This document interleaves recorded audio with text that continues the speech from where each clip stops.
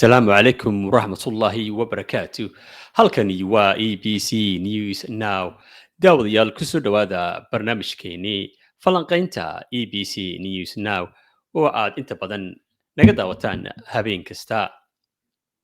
taariikhdu waa 5 bisha oktoobar. waa habeennimo axada. waa tahay daawadayaal barnaamijkeena caawa waxa uu ku saabsan yahay boorama ma waxay ku socotaa waddadii laascaanood. waa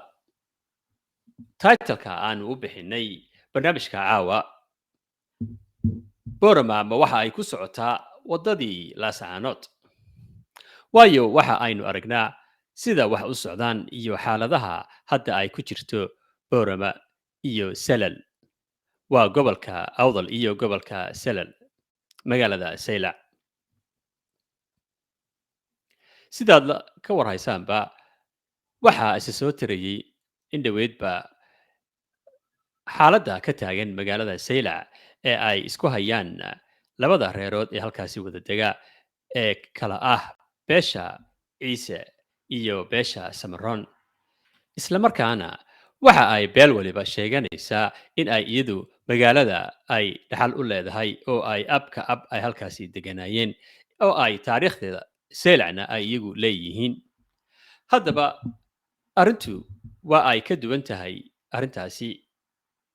waayo waxaa hadda soo gudagalay oo xaaladda cirka ku shareersiiyey arrimaha siyaasadda bariga afrika ka socda, gaar ahaan siyaasadda soomaaliya, jabuuti iyo etoobiya, taasi oo iyadu saameyn weyn ku yeelatay gobolkan salal iyo gobolka awdal. sidaad la wada socotaanba waxaa iyadu in dhoweedba ay dowladda muqdisho ee uu madaxweyne xasan sheekh maxamuud garowdeenka ka yahay ay ku hamiyi jirtay, islamarkaana ay mar walbaba ay ka shaqaysay oo si cad oo bareer ahna ay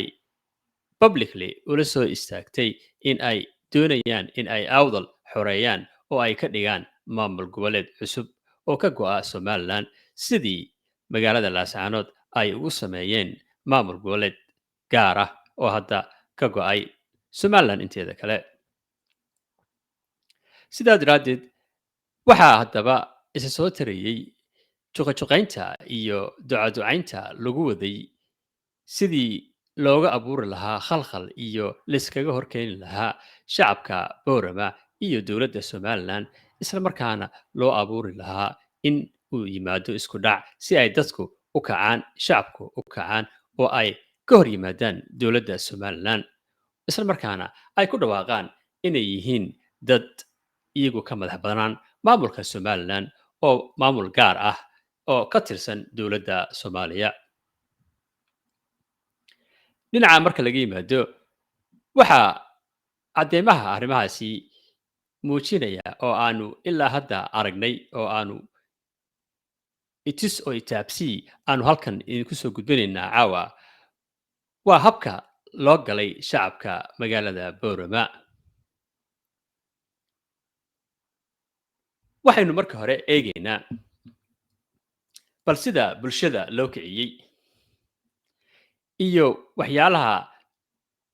taargetka loo sameeyey ee bulshada lagu kiciyey. haddaynu ku horeyno dhinaca dhallinyarada, waxaa laga dhaadhiciyey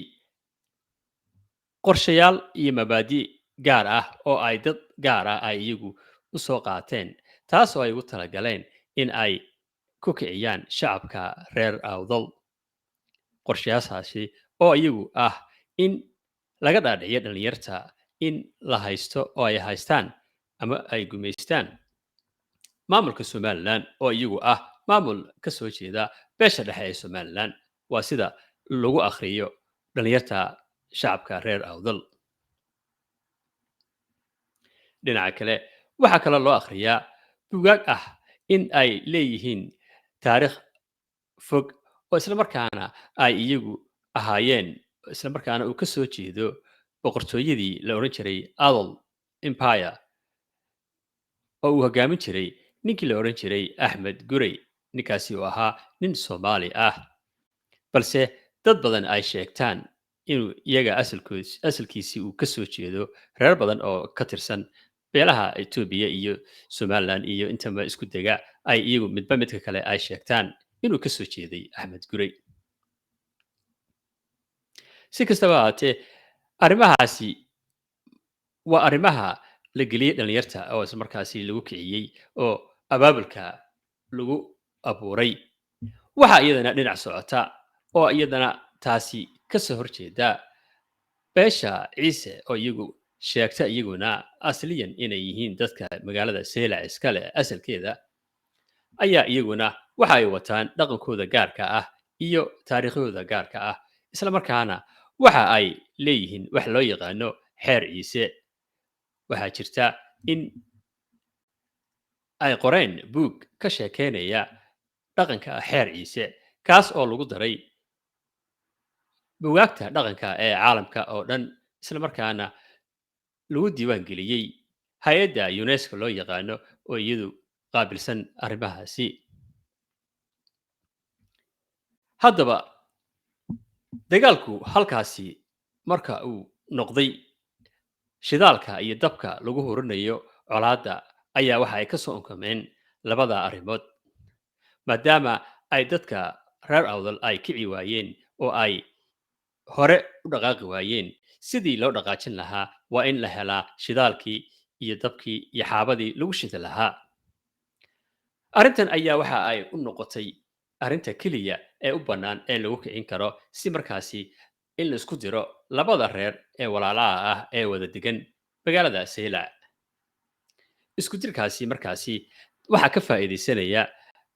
dhammaan siyaasadaha kala duwan ee ku hirdamaya geeska, oo ay ka mid yihiin dalka Djibouti, dalka Soomaaliya iyo dalka Itoobiya iyo Somaliland oo iyadu qayb ka ahba. Haddaba waxaa isweydiin leh oo meesha taalla, sidee bay arrimahani ugu hirgashay in ay gaadho inay mudaharaado waaweyn ay sameeyaan? Isku daya hore ayaa la sameeyey, jabhadaa la abuuray, cuqaal baa la kiciyey, dhalinyaraha horaa loo kiciyey. Haddana intaasi waa ay dhaqaaqi weeday, balse hadda waxa ay noqotay mid hadda dib u bilaabata. Maxaase keenay? Waxaana hadda keenay arrintan iyada ah kadib markii uu shir uga qabsoomay magaalada Seylac. Halkaasi shirkaasi oo ay soo qabanqaabiyeen odayaasha beesha ciise, isla markaana ay shir uga socday dhowr cisho socday, kaasoo ay ugu talagaleen inay ku soo bandhigaan buugga xeer ciise magaalada Seylac, isla markaana halkaasi ay ku soo bandhigaan buuggaasi sharaftiisa iyo dhaqanka iyo karaamada uu leeyahay. Waxaa iyadu markaasi ka soo horjeestay oo diiday beesha Samaroon, isla markaana waxaa meeshii soo galay dhalinyaro iyagu gacan fudud oo iyagu markaasi ugu talagalay in ay ka hortagaan oo ay yidhaahdaan magaalada Seylac xeer ciise buuggiisa lagu soo bandhigi maayo, mana dhacayso, weligeedna dhici mayso. Halkaasi ay qoryo gurteen oo halkaas isla markaana ay weerar ku qaadeen odayaashii iyo daantii kale ee beesha ciise. Dhibaatada dagaalku halkaasi ayuu ka bilowday, waana intii lala doonayay in dabka lagu huriyo oo shidaal lagu shubo oo halkaasi ay ka dhalato xurgufada iyo colaadda lala doonayay gobolka Awdal. Haddaba bal waxaynu eegaynaa dhalinyarada kala duwan ee iyagu markaasi hadlaya ee social media iyo TikTok intaba ka hadlay ee horeba aad wada daawateen. diyaar sama oo ugu horreynaya ilaahay baa mahad subxaanahu wa tacaala.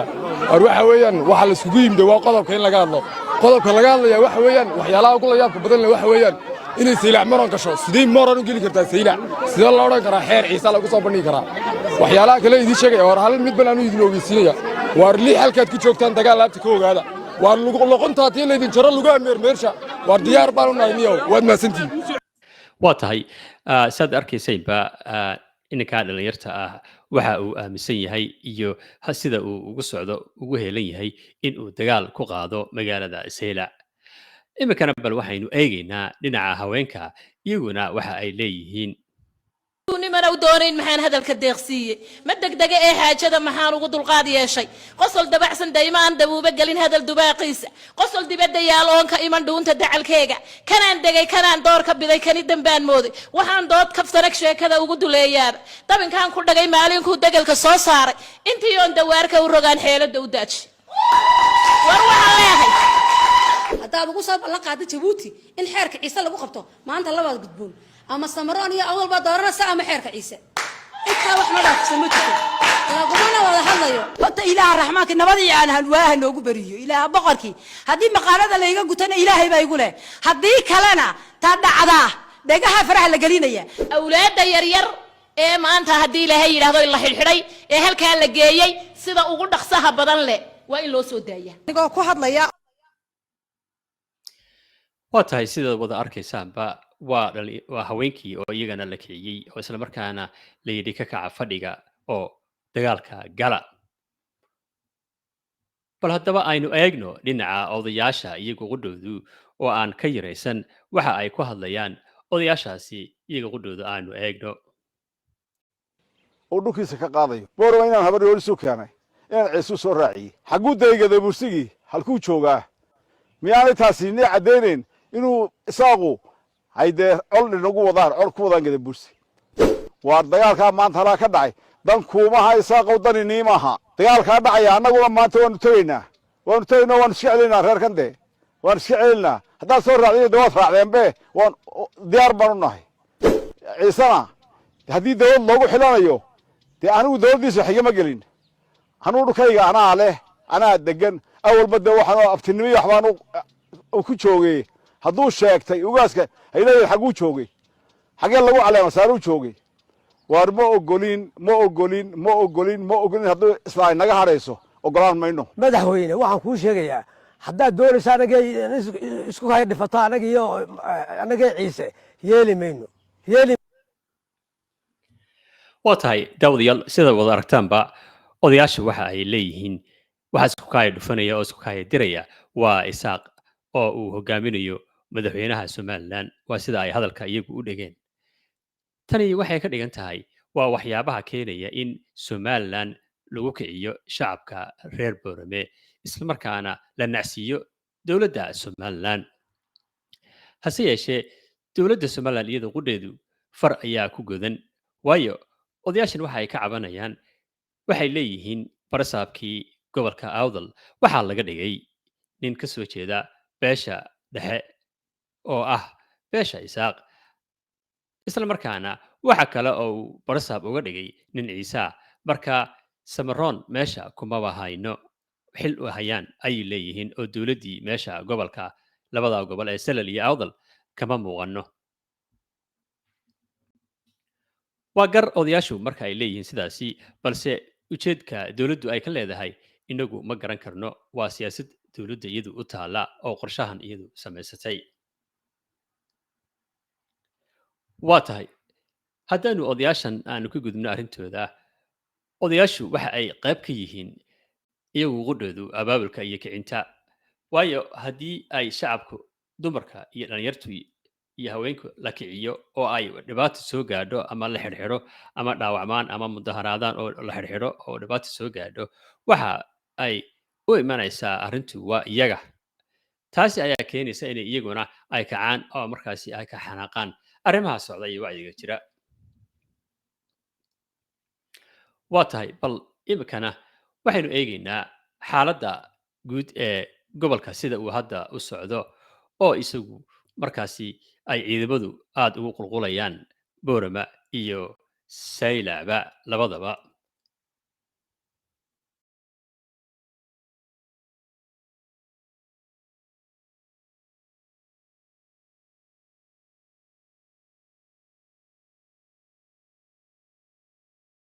sida wada arkaysaan halkaasi waa ciidamada qaranka oo iyagu ku sii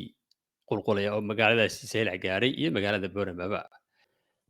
magaalada Boorama xaaladeedu saaka sidan ayay ahayd ciidamada booliska ayaa saa u gaaf wareegaya magaalada dhexdeeda albaab kasta waxaa la dhigay ciidamo guri kasta hortiisa askari ayaa taagan isla markaana waxay u eegtay magaaladu bandow oo kale arrintan ayaa waxay ka dambeysay markii ay shacabkii ay gadoodeen xalay ay mudaharaadeen inay maanta ay u balansanaayeen mudaharaad kale oo isagu markaasi ay doonayeen inay qabtaan oo ay soo baxaan hase yeeshee dowladda ayaa u diiday oo arrintaasi ka hortagtay oo ka dhiidhiday midaysannahay qadiyadaana adeer waan ka midaysannahay mudaharaad iyo buuq iyo qaylo waxba ma soo kordhiyaan wasiirka daakhiliga soo socdana dhallinyaradii halkaa ka hadashay ee la soo qaaday maanta halka aad imanayso buurama halkaad geysay ka soo kaxeeyo buurama keen ma ogol waa tahay daawadayaal sidaad wada arkaysaan waa salaadiinta boorama oo iyaguna ka hadlay arrintan maanta isla markaana waxa ay sheegeen in aan loo baahnayn mudaharaad iyo buuq toona shacabka ayay la hadleen reer boorama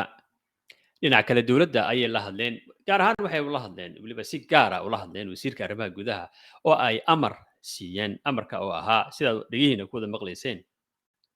dhallinyartii rabshadii saylac ka dambeysay in ay si degdega u soo daayaan dowladdu isla markaana la keeno magaalada boorama maadaama dowladdu markii ay soo qabatay ay u gudbisay xabsiyada magaalada hargeysa haddaba arrintan waxaa ka muuqata odayaasha caro ayaa ka muuqata oo waxaad moodaa in ay xaaladdu ku cakiran tahay oo ay breshar badan uu ka haysto dhinaca shacabkooda taasi oo keentay in ay u hanjabaan dowladda balse waxa iyadu su-aal isweydiin leh dowladda somalilan sidee bay u maareynaysaa arrimahan hadda socda xaaladahan jira haddaba intaasi waxa ay ahayd hordhicii aanu macnaha aan u soo durxulaynay falanqaynteenna bal haddaba aynu hadda ku bilowno xaaladaha dhabta ah aynu falanqayno meesha yaalla dhinacan markaanu eegno abaabulka hore u soo jiray weligeedba soo jirtay ee boorama weligeedba waa lagu wada jiray oo in la kiciyo oo la abaabulo oo dadku way iska jireen mar walbaba dad mucaarada oo markaasi kasoo horjeeda qadiyadda somalilan dadku isku mid ma aha qaar way ay taageersan yihiin qaarna ma taageersanaa marka dhammaan dadka shacabka somalilan oo dhan ma aha reer boorame oo keliya xitaa beesha dhexe ayaa dad badan iyagu maxeeday aaminsan yihiin in aanu la ogolayn mabda'a kala go'a marka su-aasheenna aanu dib ugu soo noqonno ay ahayd boorama ma waxa ay ku socotaa waddadii laascaanood waa su-aal isweydiin leh su-aasha taitlka aan u bixinay waxaan uga dalnaynaa waxa weeye waxyaalaha soo wada aragteen ee arrimaha sida ay u socdaan ee la kicinaya shacabka dhallinyarada la kicinayo haweenka la kicinayo salaadiintii la kicinayo qabaa'iladii la isku dirayo oo dadkii si macnaha laba qabiil isku laayaan oo meesha rabsha ku dhacdo oo arrintu u weynaato oo qabiilku u kaco waxaan waa la abuuray waxaana abuuray siyaasiyiin baa abuurtay haddaba su-aasha isweydiinta le waxay tahay dowladda somalilan arrimahan ku socda ee ilaa bilowgii ilaa hadda ku socday miyaanay iyagu ka warhayn qorshe miyaanay ka lahayn policy miyaanay ka lahayn miyaanay isweydiinayn arrintani waxay kugu noqon kartaa sidii arrintii laascaanooda kale ee sideebaan u xakameynaa ama aan uga hortagnaa waa wax hor yaalla dowladda somalilan wasiirka arrimaha gudaha marka la eego ficilada uu sameynayo isagoo qudhiisu waxaad moodaa inay horseed u yihiin sidii dowladdii kulmiye ee uu wasiirka arrimaha gudaha ka ahaa maxamed kaahin in arrintii laascaanood ay si khaldan dad badan ay aaminsan yihiin uu u maareeyey kadib markii uu u ogolaaday odayaasha cuqaasha reer laascaanood iyaga iyo ciidankoodii iyo hubkoodiiba halkaasi oo ay arrintu ka dhabaqday maantana waxaad moodaa in wasiirkan arrimaha gudaha ee somalilan uu isagu hawshan uu bilowgeedii uu hadda mas-uuliyaddeeda qaadi doono waayo dhallinyaro la xidhxidhay oo lagu qabtay falal dembiyeedyo islamarkaana gobolkii lagu qabtay aan lagu xidhan ee laga soo kaxeeyey ee hargeysa loo soo dhaadhiciyey waa khaladaadada aanay somalilan waxba ka baran karin dowladdii hore iyo tan hadda joogtaba laascaanood waxyaalaha inta badan ay ka caban jireen waxay ahaayeen in maxaabiista laga qabto magaalada laascaanood loo soo dhaadhicin jiray magaalada madheera iyo burco jeelasha ku yaalla haddaba arrintani ma noqon kartaa mid shacabku ay aada ugu gadoodaan maadaama salaadiintoodii ay leeyihiin si deg dega ha naloo soo celiyo dhalinyarta iyadoo ha lagu soo celiyo gobolkoodii taasi waa mid iyadu meesha markaa qodob yaalla oo dowladda somalilan hor yaalla sidii ay arrintaasi ay uga hadli lahayd ama ay u dejin lahayd odayaasha hadda kacsan markii hore dhalinyarta ayaa kacsaneed iyo shacabka hadda odayaasha baa kacsan markaa sidii arrintaasi wax looga qaban lahaa waxa ay u taallaa dowladda somalilan dhinaca kale waxaa jira iyagana dowladda jabuuti oo aad moodo iyaduna in ay dabada ka soo riixayso mashaariicdan laga hirgelinayo magaalada saylac sida mashruucan buugga xeer ciise ee lagu soo bandhigayo magaalada saylac oo kale waxaad moodaa in ay dowladda jabuuti taasi ay mas-uuliyaddeeda leedahay maadaama ay jabuuti iyagu qudheedu ay isleeyihiin magaalada saylac ee la doonaya in etoobiya gebigeedaba la siiyo waa dhulkiinnii ee idinku qabsada oo markaasi dowladda jabuuti ay lug ku leedahay iyada qudheedu dhinaca marka laga eego dhinaca kale dowladda somalilan waxaa far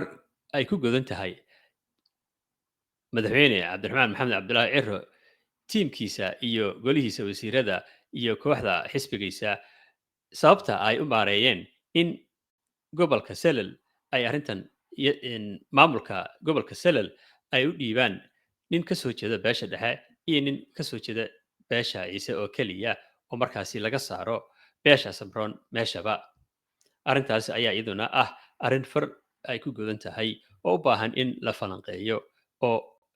macluumaad dheeraada laga raadiyo halkaasi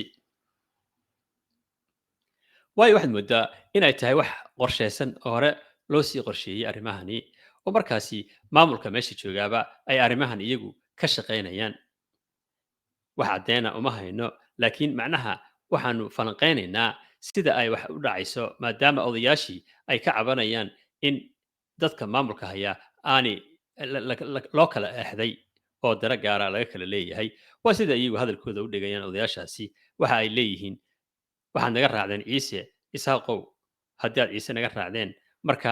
waxa weeye dee raaca anigu waanu iska celinaynaa iyo dowlad bay leeyihiin oo dowladda jabuuti ayaa dhinaca ay garabsanayaan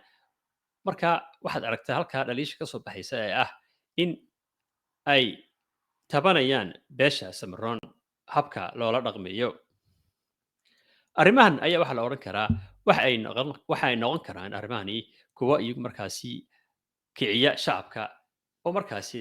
rabshado iyo mudaharaado iyo khalkhal halkaasi ka bilowdo oo markaasi ay iska hor yimaadaan ciidamada ammaanka iyo ciidamada qaranka oo markaa ay isku dhacaan iyo shacabkaasi haddaba jawaabta su-aasha ah boormama waxa ay ku socotaa waddadii laasaanood jawaabteedu maya ma odhan karno haana ma odhan karno laakiin waxaa noo muuqata in sifayaashii ay laasaanood uga bilaabeen arrimaha kacdoonnadu ay hadda uga bilaabeen boorame ay bilow yihiin balse la haysto jaaniskii iyo fursaddii lagu xakameyn lahaa haddii dowladda somalilan ay si fiican ula macaamisho isla markaana ay ula dhaqanto odayaasha dhaqanka iyo siyaasiyiinta ka soo jeeda gobolka awdal oo arrintan iyagu gacanta ku haya xakameynteeda ama furaha ay markaasi ku rogayaan shacabkooda habeenkii xalay ahaa waxaa iyadana kulan lahaa wasiirka arrimaha gudaha oo boorama gaadhay isla markaasi waxa uu halkaasi shir kula lahaa dhammaan mas-uuliyiinta reer boorama ee halkaasi jooga iyo odayaasha ay dhaqanka ka soo jeeda magaalada boorama sida aan wararka ku helayno odayaasha dhaqanku waa ay diideen inay la kulmaan wasiirka arrimaha gudaha sababta ugu weyn ee la xidhiidha arrintaasina waxa sida aanu wararka ku helayno wasiirka arrimaha guduhu dhalinyaradii xidhxidhnaa ee hargeysa ku xidhnaa ee laga keenay seylac ma uu kumuu celin magaalada boorame sidaas daraaddeed amarkii ay siiyeen odayaashu waa uu ka hor yimi wasiirka arrimaha gudaha isla markaana odayaashu waa ay diideen inay la kulmaan maadaama aanu dhalinyaradii wadin balse ilaa berito ayaan ogaan doonaa wixii ka soo kordha arrintaasi ah kulankaas wasiirka arrimaha gudaha iyo odayaasha u dhexeeya xaaladdan gobolka awdal iyo selal waxa ay gashay marxalad yara cakiran oo u baahan in rugcaddaa siyaasiyiin iyo odayaal dhaqameed iyagu markaasi rugcaddaa ah ay hawshaasi galaan waatay dawadayaal falanqayntan idinku qudhiina commentskiina ku soo qora wixii fikirkiina ah boorame ma waxa ay qaaday waddadii laasaxanood mise ma ay qaadin fikirkaaga ku muuji commentska xagga hoose si aad markaasi uga qayb qaadato waad mahadsantihiin dhammaantiin